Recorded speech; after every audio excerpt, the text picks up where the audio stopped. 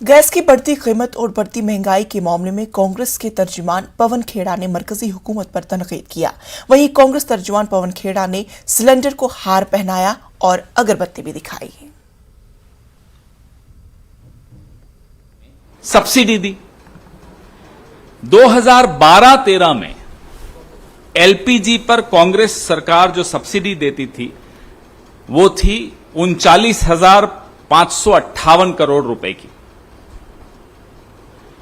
2013-14 में कांग्रेस सरकार जाने से पहले का आंकड़ा है 46,458 करोड़ की सब्सिडी दी थी।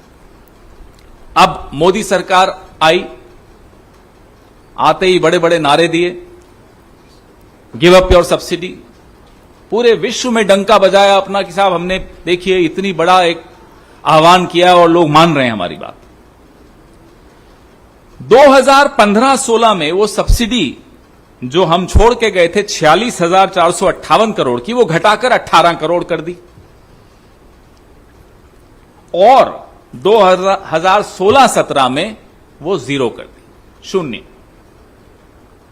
अब हम मार्च से लेकर अब तक 37 दिन हो गए इस वित्तीय वर्ष की। अभी तक आपको अंडर रिकवरी और सब्सिडी के आंकड़े नहीं दिखे होंगे, जारी नहीं किए, क्योंकि कुछ है ही नहीं दिखाने के लिए।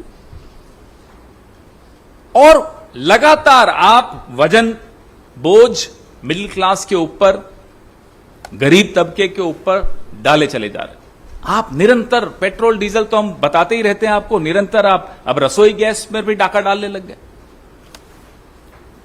हमारी यह मांग है कि 2014 में जो सिलेंडर 414 रुपए का, आज वो 999 रुपए 50 पैसे का आपने कर दिया, 585 रुपए 50 पैसे का आपने इसमें बढ़ोतरी की है पिछले 7 साल।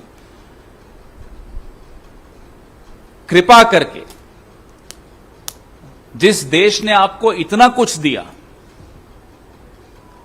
उसको कुछ राहत दीजिए और ये रोल बैक कीजिए। 2014 के स्तर पर आप लाने की स्थिति में हैं, आप लाइए।